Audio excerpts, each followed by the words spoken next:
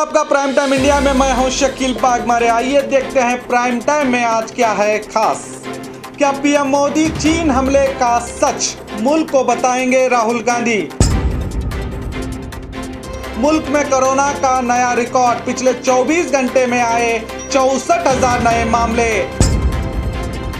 राजस्थान में बीजेपी का ऑपरेशन कमल नाकाम, CM Ashok Gehlot. Indo Islamic foundation के संगे बुनियाद के लिए योगी को देंगे दावत।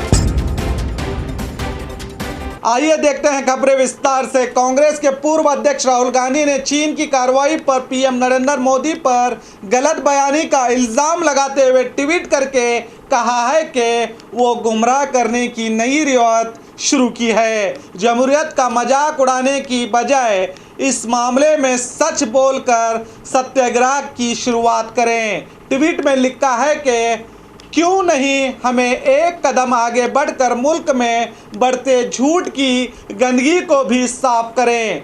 क्या पीएम मोदी चीन हमले का सच मुल्क को बताकर एक नई शुरुआत करेंगे। जब देश जज्बाती हुआ था, जब फाइलें गायब हुई थी, माल्या हो या राफेल, मोदी या चौकसी, अब गुमशुदा लिस्ट में हैं चीनी अतिक्रमण वाली दस्तावेजात। ये सहयोग नहीं, मोदी सरकार का लोकतंत्र विरोधी प्रयोग है, कहा राहुल ने। लगता है मोदी राहुल को सीरियस नहीं ले रहे हैं। इनकी कही हर बात का या तो मजाक उड़ा देते हैं या तो खारिज कर देते हैं।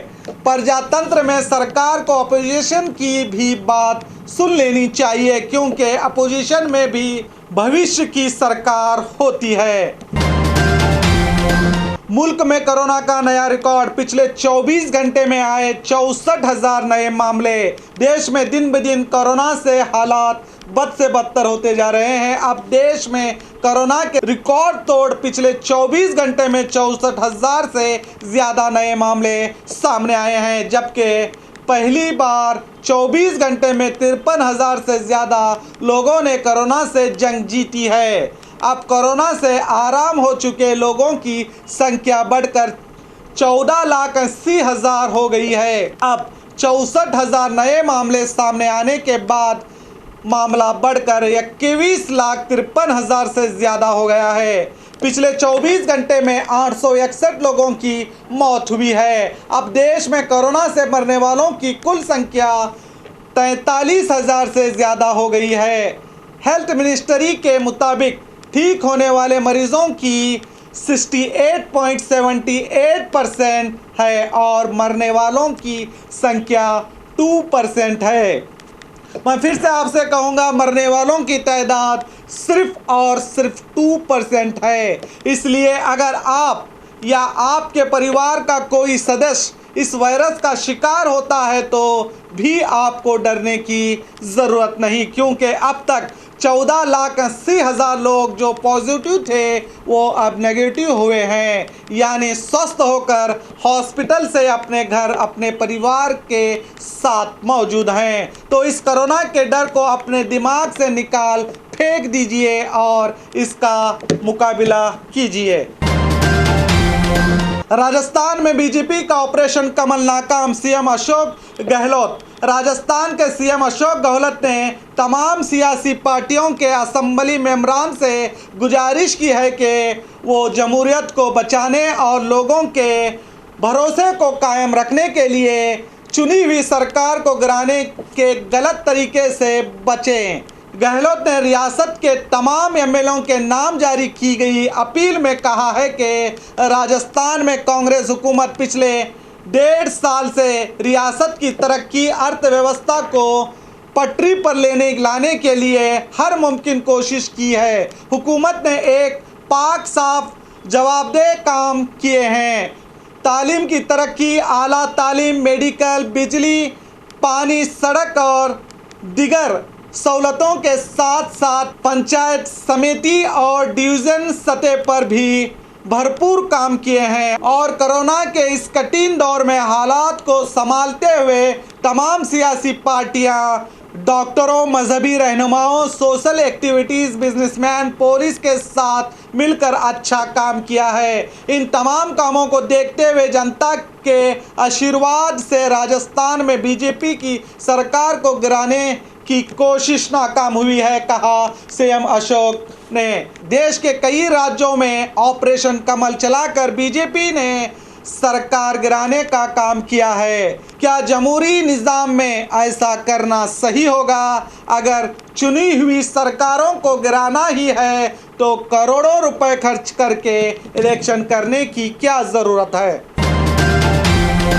इंडो इस्लामिक फाउंडेशन के संगे बुनियाद के लिए योगी को देंगे दावत। योगी आदित्यनाथ के इस बयान पर कि वो अयोध्या में तामीर होने वाली मस्जिद की ओपनिंग सेरेमनी में बुलाने पर भी नहीं जाएंगे, इस बात पर मस्जिद के ज़िम्मेदारों की तरफ से बयान आया है कि मस्जिद के तामीर के लिए इंडो इस्लामिक फाउंडेशन नामी ट्रस्ट ने कहा है कि मस्जिद में तामीर होने वाली अवाम की ज़रूरत के लिए भेदभाव न करते हुए अस्पताल की ओपनिंग के लिए योगी को दावत दी जाएगी। ट्रस्ट के सेक्रेटरी अतर हुसैन ने उम्मीद जताई है कि योगी ज़रूर आएंगे और इसकी तामीर के लिए सरकार की ओर से फंड भी जारी करेंगे।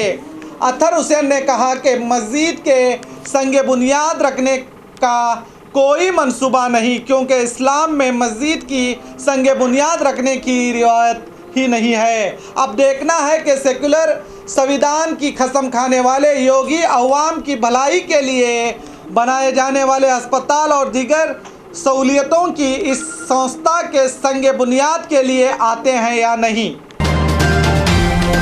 सांस में तकलीफ के चलते मुन्ना भाई हुए हॉस्पिटल में भर्ती। बॉलीवुड के 61 साला मुन्ना भाई अपने एक्टिंग के जरिए करोड़ों लोगों का दिल जीत चुके हैं। संजय दत्त को सांस में तकलीफ के चलते मुंबई के सिटी अस्पताल में दाखिल किया गया है।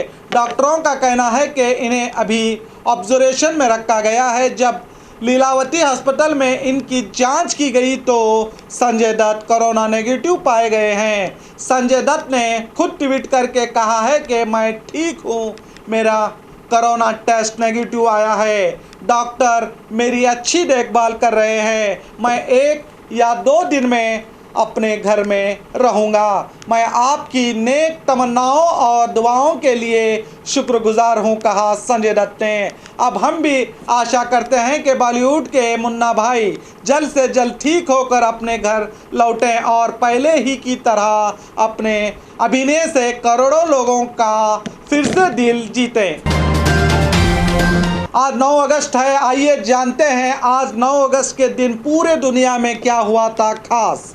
दूसरे वर्ल्ड वार के आखिर में अमेरिका ने हिरोशिमा पर न्यूक्लियर बॉम्ब डालने के 3 दिन बाद आज ही के दिन 1945 में जापान के दूसरे शहर नागासाकी पर न्यूक्लियर बॉम्ब डाला था। इस हमले में तकरीबन 80,000 से ज़्यादा लोगों की मौत हो गई थी। इसकी याद में जापान में हर साल 9 अगस्त को नागासाकी डे बनाया जाता है। सन 1173 में दुनिया के 7 अजूबे में से एक इटली के पीसा टावर की झुकी हुई मीनार का निर्माण शुरू हुआ था। इस मीनार को निर्माण होने में करीब 200 साल लगे थे।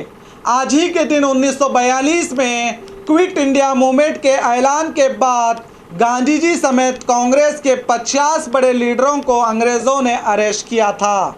आज ही के दिन 1965 में सिंगापुर फेडरेशन ऑफ मलेशिया से अलग होकर आज़ादी हासिल की थी। तो और खबरों के लिए देखते रहिए आपका अपना B News Nation Prime Time India.